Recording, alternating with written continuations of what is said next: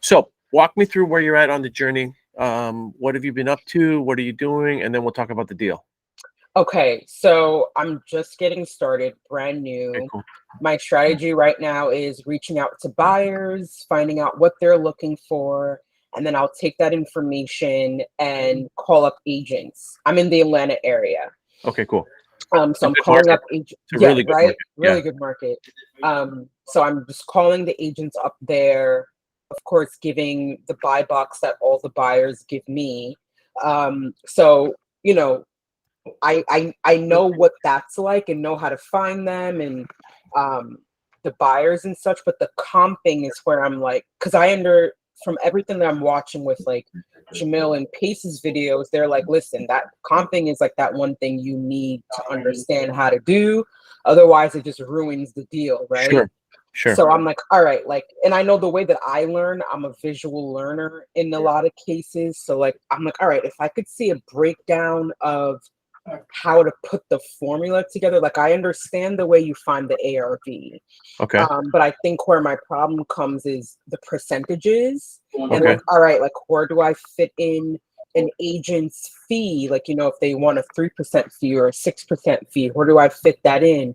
And like, how do I estimate repairs? So I think those are my two issues right now is the percentages, like how do I know what they want to buy the property for, like what percentage they would take home, or to fit in the agent's percentage for their fee. Okay. So hold on. Let's take some notes real quick. So the Sure. first one is the percentage for the buyer. Yes, for the buyer. Okay. And then the second one is the agent's commission. Yes. Okay. Go ahead. And then the third one is the repairs. Like, where do I get at least an accurate estimate of that? With watching the videos, Jamil mentioned taking like the square footage and multiplying it by like $30, but based off of if it needs light rehab or a lot of it. So you would that's how you would estimate the repairs, because nowadays it's like repairs can be subjective. Like what I would Sure. estimate mine wouldn't be what you would. So I was like, okay, that does make sense. So yeah, so it would be those three things. So I'm like, all right, if I could find someone to give me like a breakdown, like a Yeah. math problem, this would be Yeah. great. It Yeah, sounds to like help you're me. a little bit more analytical, which is cool. Okay. Yeah, I am. Okay. I All right. No am. problem.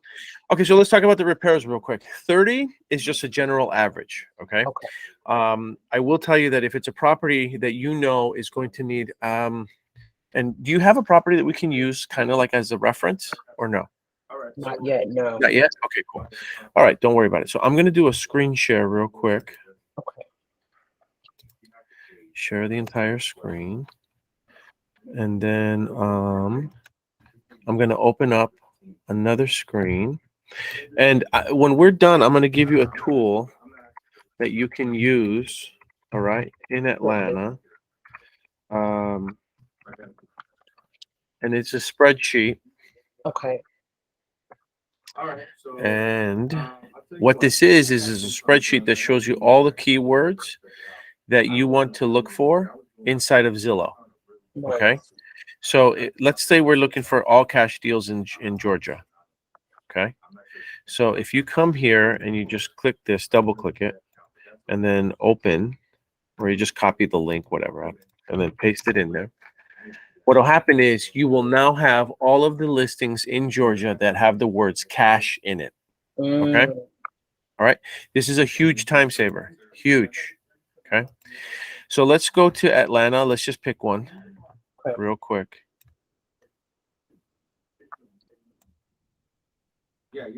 So here's Atlanta. We're going to stay around there. And then let's sort them by the newest to oldest. Okay. So I don't want to go after new homes, or not new homes, but new listings. All right. And the reason that I don't want to go after new listings is because they haven't been beat up enough yet. Right. So they don't know what the market is like. They're still very new. They're fresh. They have high hopes. Okay. So what I tried to do is I want to sort them and go to the ones that have been on the market for at least 60 days. Okay. Yeah. So here we go. We've got one, Forest Park, or 169,000. Okay. And they just reduced the price just recently. So let's take a look at this one real quick. All right. Mhm. So I don't see any photos here. Now, before I even go into the numbers, are you doing on market properties? Is that kind of what you're specializing in right now? You're focusing on the stuff that's on the market? Yes, I'm starting off.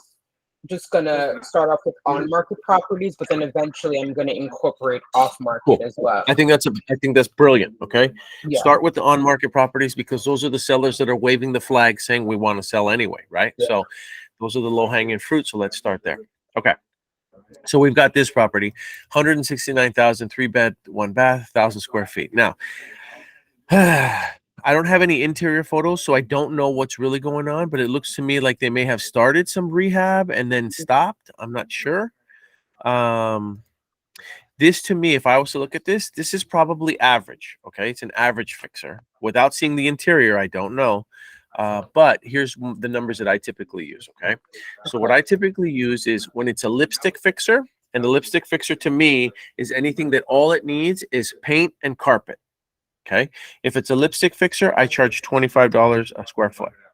Okay, if it's more than a lipstick fixer, right? It needs things like paint, carpet. I got to remodel the kitchen. I got to remodel the bathrooms. When it's like remodel, I'll charge $45. Okay. $45 a square foot. If it's a major fixer, major, like I have to put new roof, I got to do some foundation repairs. It's going to need new electrical. It's going to need new plumbing. I charge $65 a square foot. Okay. And that's how I calculate it. Okay. I always want you to err on the side of caution, and I want you to estimate a little bit higher on your repairs. Don't ever try to estimate lower. Okay, it doesn't work. And the worst part is that if you estimate lower and then you send these deals out to people who like investors, what happens is when they start noticing that like you're underestimating your repairs, it makes you look like you're less prepared. Okay, and they have less confidence in you. That makes Uh, sense. Okay, so always, always, always overestimate repairs. You'll never go wrong overestimating your repairs. Okay, so because I don't have the interior photos, I can't really gauge this one that well. But if I had to guess, and if the exterior is any indication of what the interior is like, I'm gonna say it's probably about 45,000 in repair. I mean, $45 in repairs. Okay, I'm looking at the lawn. The lawn looks kind of a little maintained. The back looks like they started. So I'm just assuming, right? $45 times 1015. So you're looking at about 45,000. So if I was to talk to an investor, I would tell the investor, look, you're looking at about $50,000 to $55,000 in repairs. I give myself a little bit of a cushion. Okay. Okay. All right. Now, the best way though, the best way to judge this is to contact the agent, right? To contact the agent and then ask the agent, hey, how much of a repair is how bad is the inside? I'm reading Yeah. this, so I'm kind of getting sidetracked. See, it says cosmetic upgrade, right? Yeah. So you were spot on with that. Yeah. So I was kind of right about that. Now, I don't see her telephone number. If you want, look, Let me find it through Google. let's see if we can call her real quick. And Okay. let's do a quick I use a tool called Dialpad to make my calls. Oh, nice. Like it's sort of like batch dialer. It's just a third party. So Okay. this is not what I use for like mass dialing. This is what I use just Okay. for when I'm Just like contacting my prospects and everything. makes sense. So we're gonna try to do this in real time. Let me know. Do you hear the ringing, or is that just me hearing it? No, just me. No, just you. Oh, you don't even hear the conversation. No. Okay, let me see if I could adjust this. Hold on. Speakers. Hi. Hello. Hello? Hello. I'm looking for Hilda, please. This is Gilda. Hi, Hilda. My name is Paul Argueta. We've never met. I'm calling about your listing at 4690 City View Drive. Is that still available? It is. It is Available. fantastic. Okay, great. So I am a interested party. I'm an investor, and I tend to purchase homes, and I either fix them and flip them, or I keep them as rentals. Do you have any offers on this listing right now? There's two that they are coming. I have a few for the investors too, but they are too low, and this is why we're still in the market. I see. You have two that came in, but they were too low. Is that right? Yeah, too low. I see. Okay. So you've already had two offers, but they were too low, so the seller didn't accept them. What if the offers keep coming in the same price range, is the seller gonna take it off the market, or what do you think they'll do? I'm waiting for the client to consider a few FHA loans. Okay. People who want to buy a first home, and Okay. I have two people who are interested, and they have FHA loans. I And the see. house Okay. is FHA. So what you're saying is that if you don't go with an investor, then you could sell it to a end buyer with an FHA loan. Yeah. Okay. I see. Okay. Perfect. All right. Are they going to stay in Forest Park when they sell, or where they're going to move to next? My client. Mm-hmm. Oh, this is an investment property that they use it to that is used to for a rental. Oh, And, so is it going to be delivered vacant? well, I don't know what my this couple wants to do, but they just want to maybe invest in another place. I see. They just wanted to finish with this investment. Got it. Okay. They have another client. Yeah. They have other properties as well. So, but this one is not tenant occupied, right? In other words, if I buy it as a rental, I don't get it. It doesn't have any tenants. Is that right? No tenants right now. They have a tenant before. This is why there's no pictures inside. Got I it. have some pictures, but I was not able to take pictures inside. But now it's vacant, it's clean, it's nice. The air conditioner is in good condition. The water heater is brand new, almost 3 months old, Mm-hmm. and the roof is in good condition. The house overall is in nice, good condition. Got it. Everything is in good condition. Got it. And it's in good condition. Okay, so it's just cosmetic. Cosmetic. Perfect. Most of the issues are cosmetic and few things, but this is why we dropped the price. Sure. Yeah, I saw. Yeah, you just reduced it. Now, if I could get the sellers the price that they're looking for, in other words, I know that you're asking 169. If I could get the sellers the 169 that they're looking for, do you think that they would be willing to work with me on terms? Yes, they will be working. Yes, it is 169. Well, what I mean by terms, though, is in other words, I'll give them the price that they're looking for, but do you think they would allow me to make payments on as opposed to me going and getting a loan, just making payments to them every single month, so that we upgrade them from landlord to lender? Okay, I got it. Okay. For how long do you think the payments would be? Well, I mean, what we would do is first, I probably think we need to see if they're even open to that idea. But we would, I'd give them a down payment that they're comfortable with, and then we figure out what monthly payment I could make to them. And ideally, I'd like to see if we could do this for a balloon payment in about 7 years, maybe 10 years. Okay. No, I think it will not work because then they want to have the money. They want to have the money, so they need all the cash right now. Is that right? They need the cash. Maybe they can wait for 2 or 3 months. Oh, 2 or 3 months. Wow. Well, how much do they owe on it? No, I don't know exactly, but they want the money. I see. So they want the money now. Okay. All right. Well, let's do this. If those FHA buyers don't come through, as opposed to them renting it out again, I mean, I don't want to give them a lowball offer. I want to give them their price. The only thing that I would ask is that they work with me on the terms. That's all.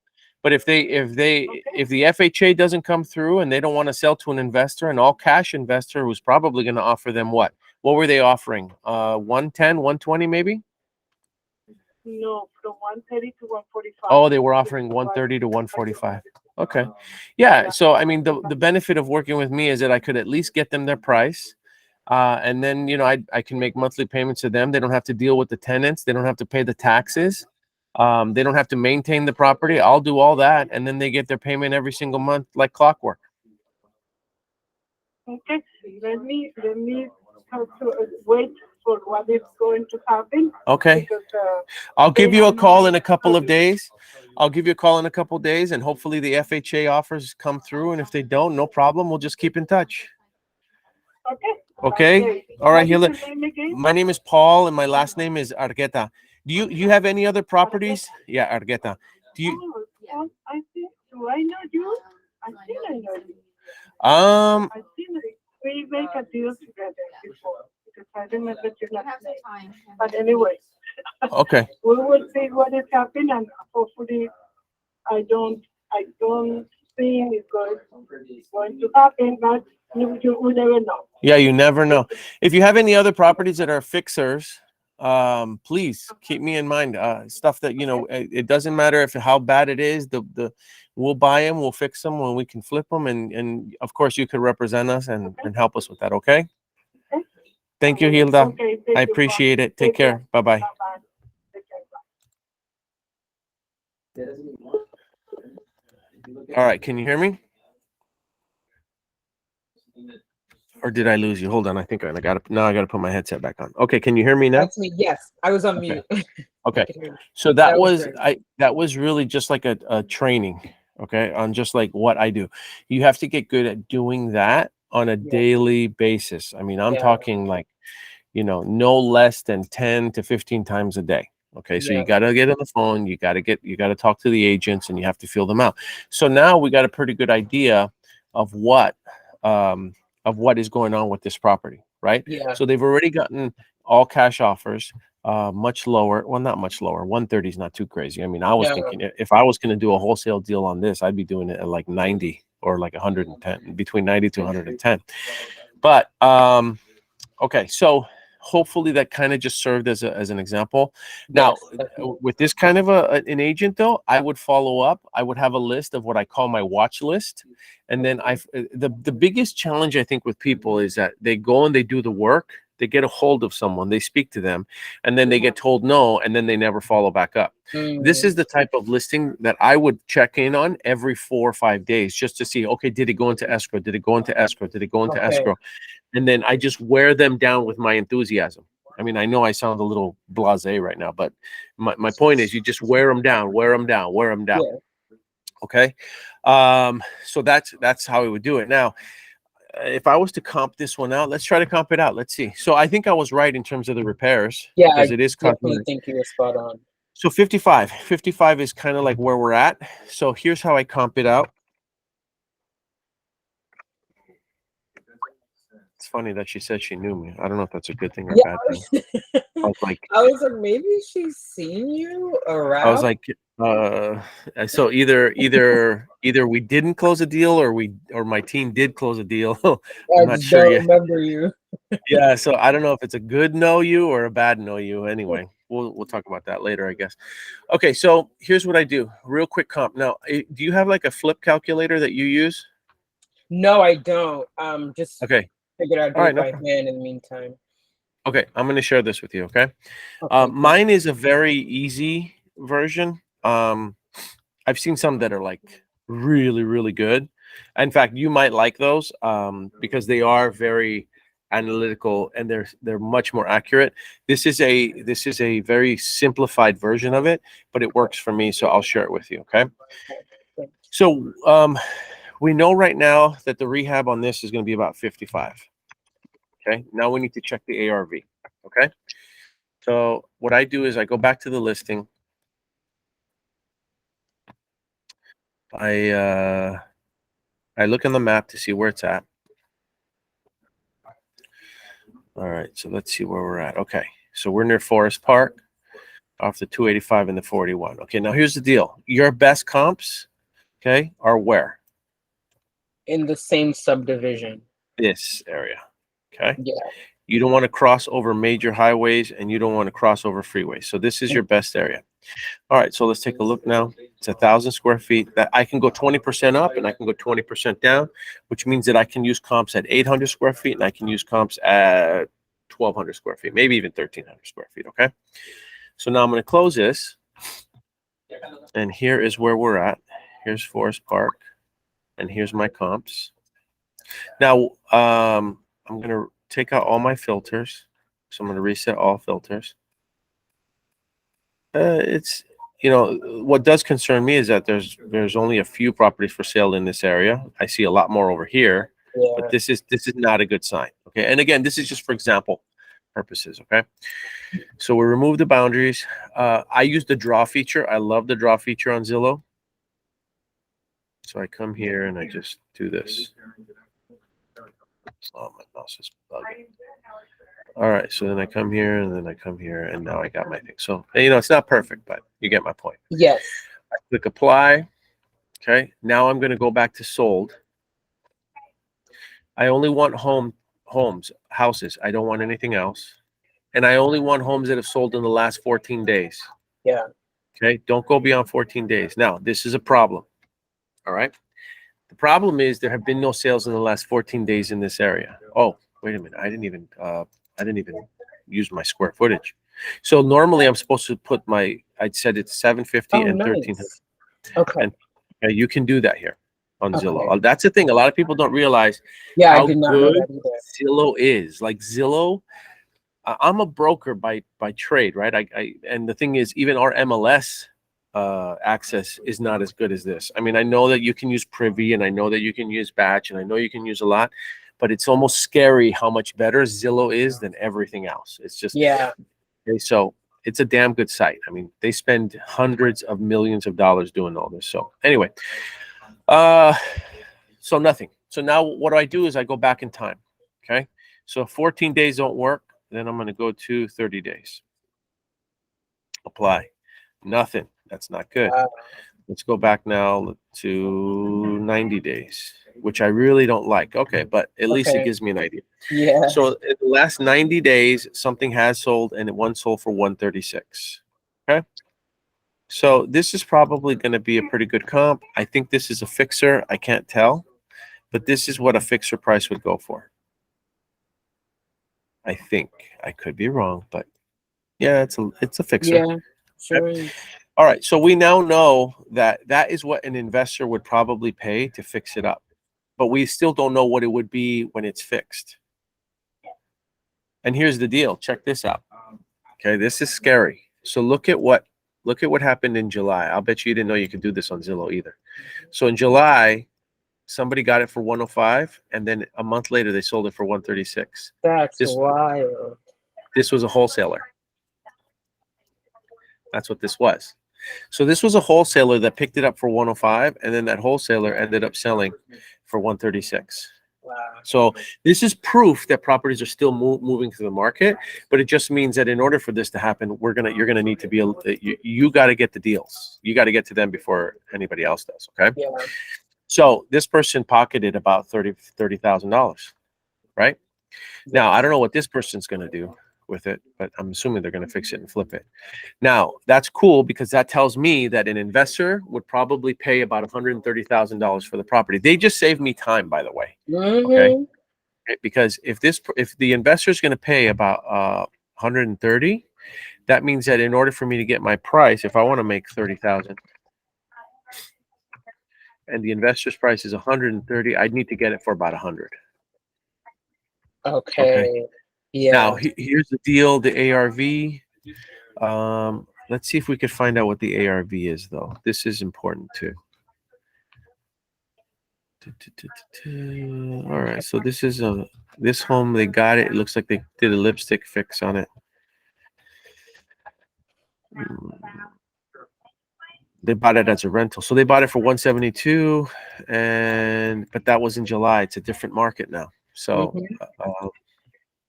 all right, when this happens, because it sometimes does, remove your boundary, and now you're just going to have to expand it a little bit more. So I'm seeing everything in the 145 range. Here's one for 155. Here's one for 170, but it's a 2-bedroom, 1 bath. And this sold in September. I want to see something else. Here's a fix. This one's been fixed up. Okay. Yeah, that looks good. So completely fixed up in August. Well, let's say September. It'll sell for about 200, right?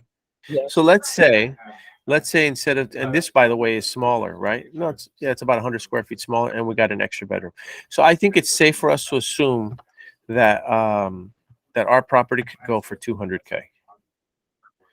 I'm waiting for my calculator to kick back in. Come on. What's going on here? Okay. So ARV is really 200.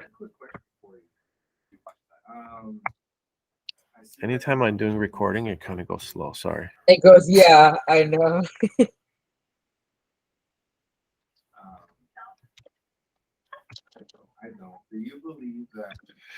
Okay, so all right, now let's look at it. So if we buy it for 100 and it needs about 55, the investor's actually losing if they use hard money. Okay, and here's why. You take into account 5% commissions, you take into account 10% depreciation plus your closing costs, and if they have to pay investor interest, so they're actually losing it. So in order for this wholesale deal to make sense, okay, and we know that it's worth about 200, you'd either have to reduce your fee or reduce this to about 75,000, and that's what you'd have to get it at. And even then, they're losing money. Yeah. Maybe like 55. See, and now they're starting to make money. Yeah. Okay. But you'd have to get it at that price, which is like really hard. That's Or really hard, yeah, or you get it to 75, and then you reduce this to about like 10,000. 10,000. Yeah. That's your wholesale fee, and now you're still in the positive. See, all these fees, they're still there, but they can always adjust it. Now, here's the deal, though. They're spending. I want you to look at this, okay? An investor looks at this and they say, okay, if I use hard money, I have to have 15% down. I'm spending 34,000, but I'm getting about $7,000, $8,000 back, which isn't too bad.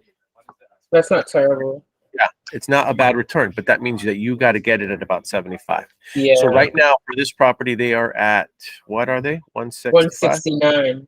Yeah, 169. Okay, so they're at 169, and they got offers at 130. I don't know.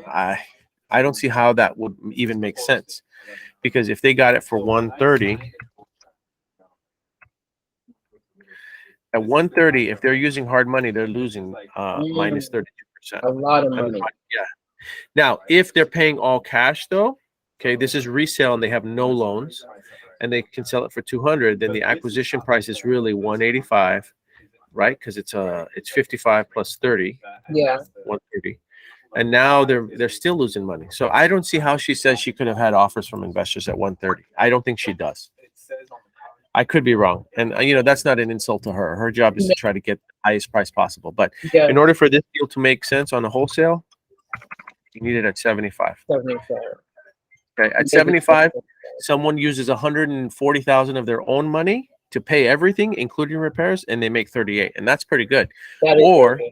Or they put down 34,000, 15%, and then they're still making about $8,000. Yeah. Which isn't a bad return for their money. Okay, it's not a home run, but it's not a bad deal. Yeah, you sell it at this price, you'll get somebody to do it. Okay. So that was like in a nutshell the example of how that would work. Yeah. Okay. This is great. This definitely, my mind is definitely picking up on it now. Now here's the deal, though. Okay, so here's what I don't want you to do, though. Yeah. So after what I just showed you, what a lot of people tend to do is then they'll underwrite, and they'll underwrite every deal or every property before they get on the phone and before they call the agent. Okay, I didn't have to do any of that stuff before I called the agent. The reason I called the agent is because I wanted you to see like the chain of events, right? So I called her first. I wanted to feel her out first. I wanted to feel out where the sellers were. I wanted to get an idea of what the repairs are. I wanted all of that information first before I even made the decision. Okay, let me go check the numbers and underwrite it now. Because I can tell you from personal experience that there were many times where I was underwriting deals and I'd call the agent and they're like, oh yeah, the property already has a pending offer. We're about to open escrow. So I'd lose And don't get me wrong, it didn't take that long. It took only about 5 to 10 minutes, maybe 15 at most. But my point is, you do that times 10, 20, 30 properties a day, and you've wasted your whole day. Yeah. So what I'm trying to say is, you don't have to do all this math. It's more important for you to get on the phone, talk to the agent, text the agent, fill them out, get your info first, do your intel, and then you can decide, okay, this sounds like something that maybe I can work with, and then you can run your numbers, and then you can call the agent back. Okay. Right? Don't do it the other way around, because Around. you'll spend so much time just running numbers that it's not even profitable.